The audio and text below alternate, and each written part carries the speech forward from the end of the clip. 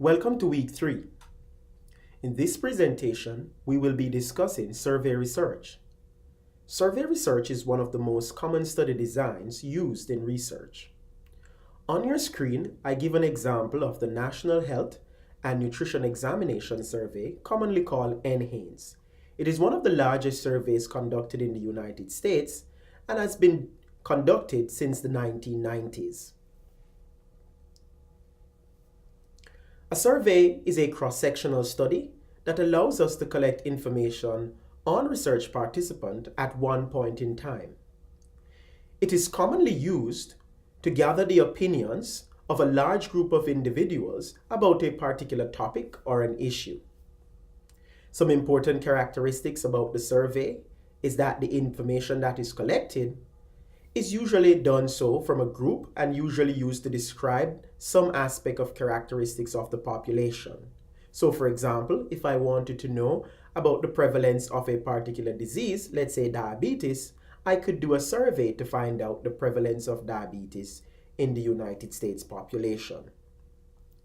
The main method of gathering data is through a questionnaire when we are conducting survey.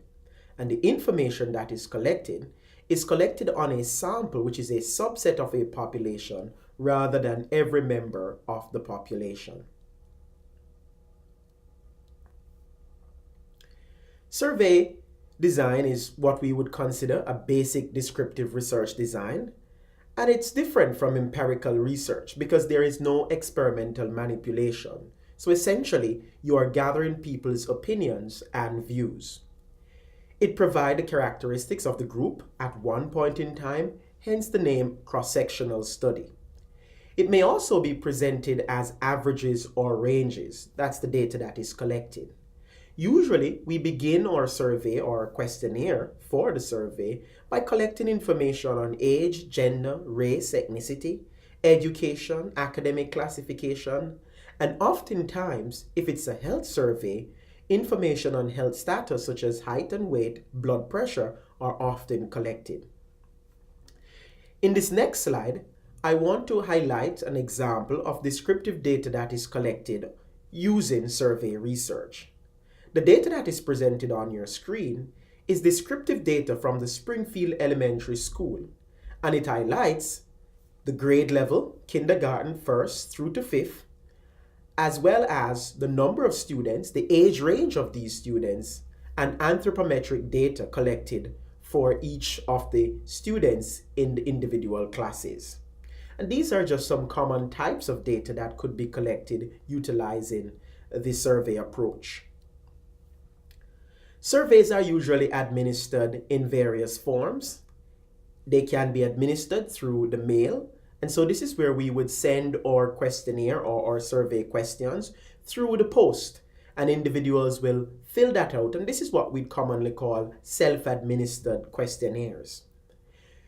In addition to that, we could use the electronic devices such as a computer or a cellular phone to send a survey, and individuals would remotely complete these surveys via Google Forms, via email, or via text messaging, and those responses would be sent back via the same method to the researcher. The third option is an in-person survey. And for some survey, this might be the most practical, particularly if you're collecting information on anthropometry, which is our height and our weight, blood pressure, and you are more interested in measuring those data as opposed to self-reporting. And so this is called our in-person survey. The other method that surveys are usually implemented by is phone calls. And I've particularly been a participant in some surveys that have been conducted by phone. The CDC is one of the agencies that do quite a bit of phone calls to conduct or complete surveys. And so you might have received a phone call from the CDC or other research entities that are seeking to conduct a survey. In the world of business, marketers or marketing agencies commonly contact consumers via telephone to get information, and this is what we would classify as a phone survey. Now, there are advantages and disadvantages to the survey methodology, and the different ways in which the survey is administered. For direct administration, it's usually the lowest comparative cost. It's usually a similar cost if you are doing that by telephone or by mail. However, if you are doing a interview where you are hiring an interviewer to go out and to collect the information from the individuals in their community where they live or on their job or in their school, then this might be a bit expensive. The other component I want to take your attention to is the data collection time. Direct administration is usually the shortest. Telephone is usually also short. But when you are doing a mail, whether this is by post or sometimes by email that is not a direct administration, the process can be very lengthy and individuals take some deal of time in terms of returning a response. The other important criteria or characteristic that we need to look on when we are implementing our survey is the response rate. Direct administration, such as via Google Forms, usually return a very high response rate. Telephone, usually the same, but the poorest response rate is usually from surveys that are sent via the mail. Sometimes individuals just don't complete these surveys, and sometimes they don't bother at all to return the survey once they are completed. The survey may also get lost in the mail, and this represents an incomplete survey, which we classify as a non-response. And we'll talk more about non-response as we go through these slides. The question can be asked, what are some of the features of a good quality survey? First and foremost, as with all research, the objectives must be specific and measurable. The research design must also be one that is valid and reliable. And so it is important to plan each step of the survey before it is being implemented. You also want to select an appropriate sample or population that the survey will be administered to, because this goes a far way in ensuring that the results you get from your survey can be generalized to the population to which you are hoping to make some decisions. The instrument or the questionnaire that is being used to collect the data for the survey should also be reliable and valid, meaning each time the survey is applied, the information that is being collected is consistent and is also true to what the researcher wants to collect. The survey should be well written in that the questions are formulated appropriately, as we have discussed in questionnaire design, and the layout is often very important because this might make or break your survey in terms of the participant participating in the survey. And so if you can recall, in questionnaire design, we mentioned that it is important to lay out your questionnaire or your survey in a vertical manner as opposed to an horizontal design.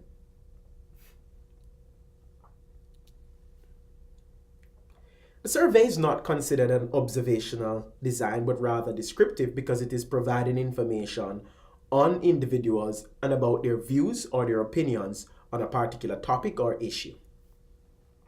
Again, the population and sample to be identified is important if the research is to be sound, and threats to both internal and external validity needs to be addressed. And we will talk more about external and internal validity as we go on through this presentation.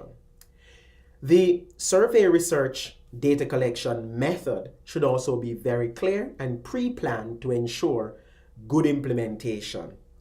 And of course, a primary and most important aspect is that research ethics need to be a forefront of your research design. And you might ask, what do we mean by research ethics in this context? Before anyone participates in our survey or any type of research for this matter, it is important to get their consent voluntarily. Individuals should not be forced to participate. And when you complete your human subjects in research training exercise later in the summer, you will get more in-depth understanding on research ethics. So how do we choose an appropriate sample? The appropriate sample is usually drawn from the population about which you hope to make a statement or about which you hope to generalize your results to. The method of participant recruitment is often important. So how are we recruiting persons from the population to become a part of our study? That is important, and we'll talk more about that in future lectures. Response rate have to do with the number of persons responding to your survey. Depending on the population that you are conducting the survey in, the response rate may vary.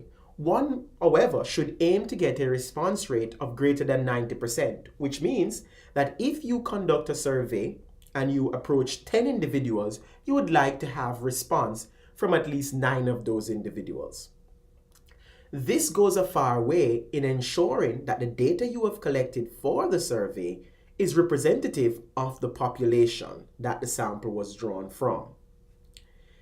If you have a representative sample, this allows you to make appropriate inferences about your population.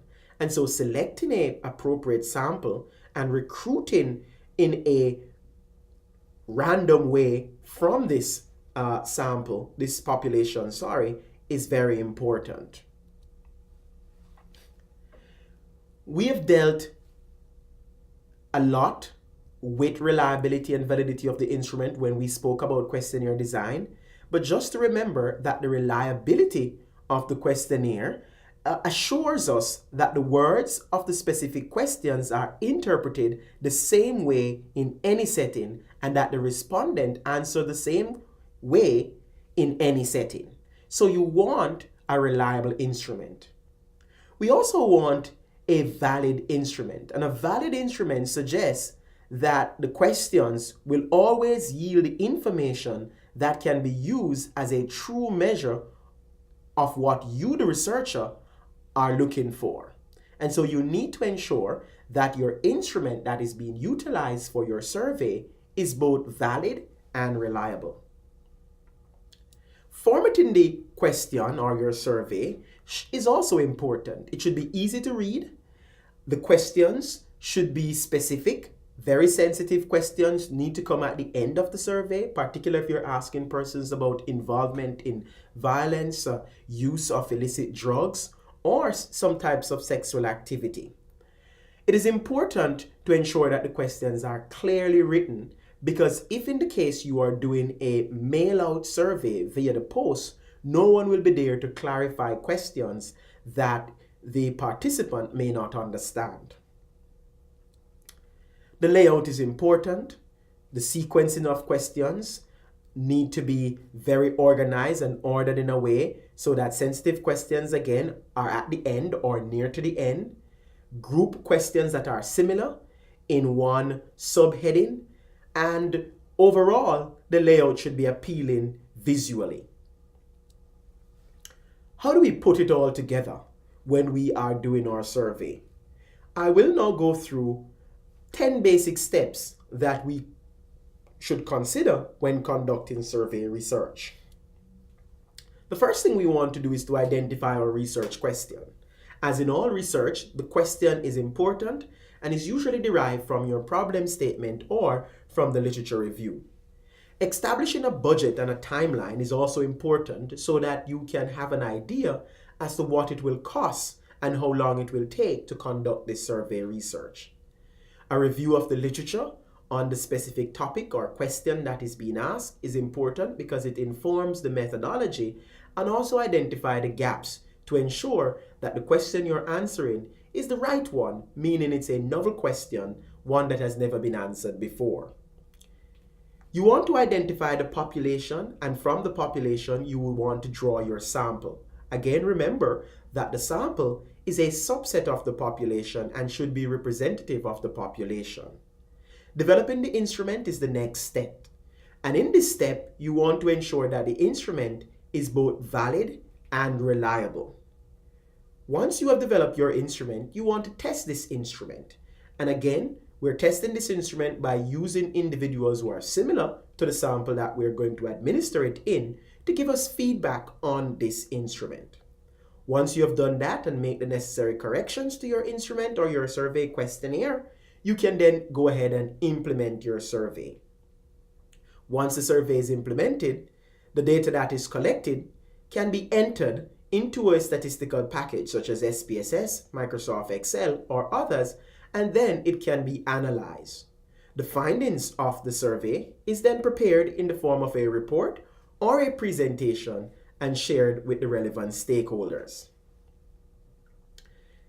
In developing your survey instrument, we want to identify the types of questions that we are going to be using on this survey, and some of the questions that we can consider include attitude questions, belief questions, behavior questions, and attribute questions. At this point, I want to pause to let you know that in your D2L Dropbox, there are resource handouts that you can use to better your understanding of these types of questions. In that resource, I've provided for you specific example of attitude questions, belief questions, behavior questions, and attribute questions. It is also important to note the scale of measurement being used, and I'll talk more about that on the next slide. We also want to ensure that we have a balance between open-ended questions and closed-ended questions. Primarily though, on your survey, it will be predominantly closed-ended questions. In terms of the measurement scale, we talk about categorical scale or categorical data, which assigns or classify. And so we have, for example, gender, diagnosis, ethnicity, education, occupation, and then the next category or the next type of measurement scale that we have is our continuous scale. And in this scale, we talk about interval or ratio.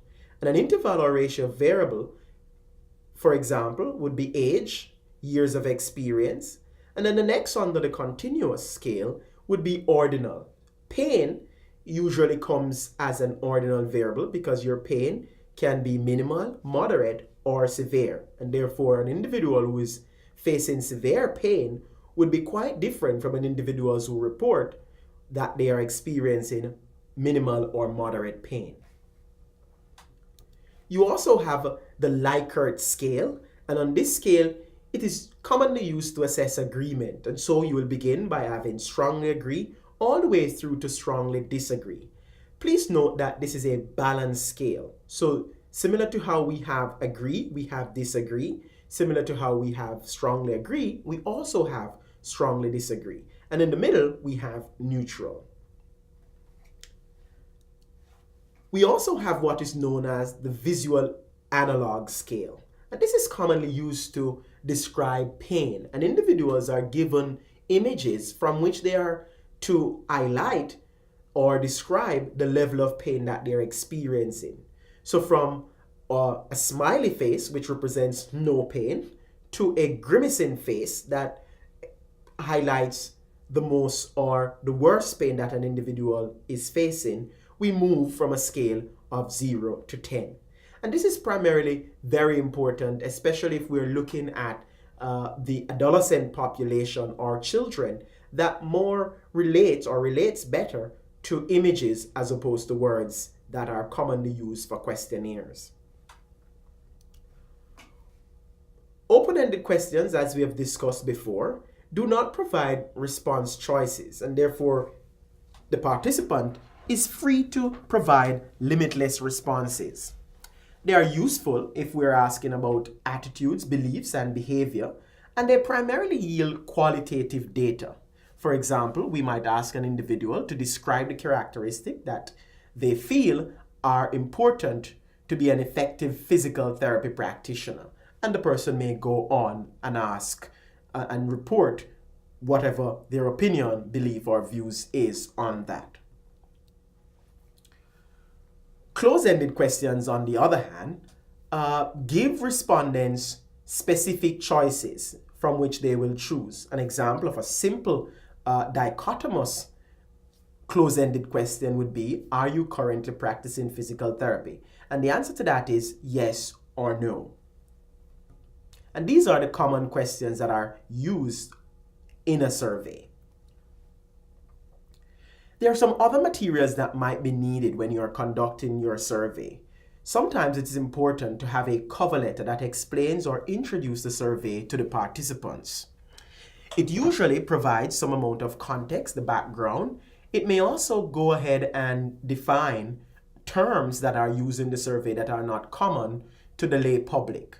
It also describes the importance of the study and give clear and concise direction in terms of what needs to be done. If you are using a mail-out survey, it is important to include a return envelope with the postage paid and self-address to the researcher's office or wherever the researcher wished for the response to go. There are a few considerations that also need to be taken in mind, including the time that it will take to conduct the survey. Implementation of the survey is usually between 2 to 3 months. And if it's a mail-out survey, the return of these instruments can take up to 2 to 3 weeks. So in order to ensure that there is good response rate, you want to check in or follow up with the participants to ensure that you're getting the responses or the questionnaires or the survey questions are being returned. Some other consideration includes ensuring that you have adequate response rate. And so some people believe that over 30% is often publishable, but a 30% response rate is pretty low. Usually you want to aim for 70%. And again, depending on the nature of the research, 70% would be very low. One way of overcoming a low response rate is to increase the number of participants you approach, which is commonly called oversampling. You also want to take into consideration the costs associated with sending postal mail, and that if you are to provide return envelope and postage paid, then this can be quite expensive. The use of phone calls to administer or to implement survey can also be expensive, and this needs to be taken into consideration. Finally, in almost all surveys, some members of the sample will not respond, and this results in what we call non-response. Again, as I've said before, what you want to do in scenarios like this is to ensure that you oversample. And an example of this is if you have calculated a sample size, meaning the number of persons you have decided that you're going to approach, and that number is 100. And you recognize that from your literature review, 30% of persons who get surveys like this often do not return a response. Then you can estimate that a non-response rate would be around 30%, which equates to 30 people in our sample. What you can then go ahead and do is to increase your sample by 30. So rather than trying to recruit 100, you're trying to recruit 130, which oftentimes results in achieving that perfect sample of 100. There can also be item non-response due to unclear or questionable forms of wording in your actual questions. So an individual might complete your survey, but they may not complete a particular question because it is unclear or they do not understand what is being asked.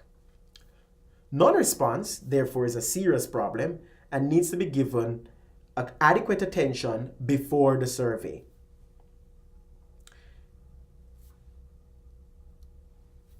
Finally, there are some threats to your validity, primarily your internal validity of your survey. The first that we look at is mortality.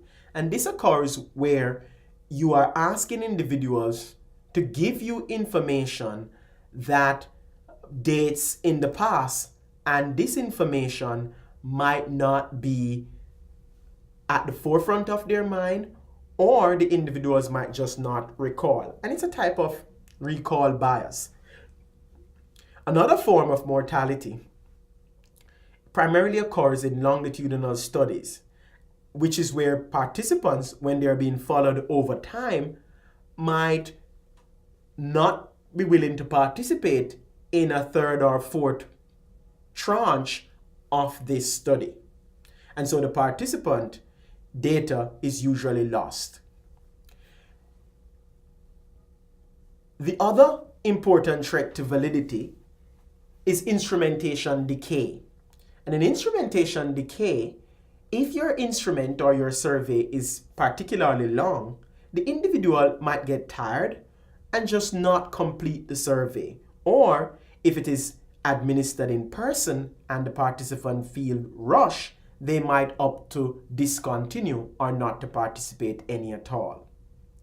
Location is also important, and this may occur if the collection of the data is carried out in places that may affect the responses.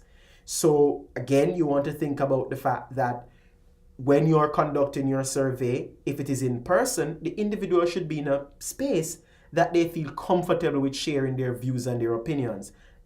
So therefore, not in a crowded environment. If you're asking me about my income or about my involvement in violence, I would not want to be in a crowded location where others can hear my responses. If that occurs, chances are individuals may give incorrect responses. And finally, instrumentation. This refers to defects in the survey instrument itself. The questions are not appropriately worded, the questions might not be clear, the order or sequence of the question is not coherent, and therefore the respondent might just get confused, and this result in data being collected not at the highest quality. So this is the end of survey research, and I hope that this is one of the methodology that you will consider when you think about conducting your own research.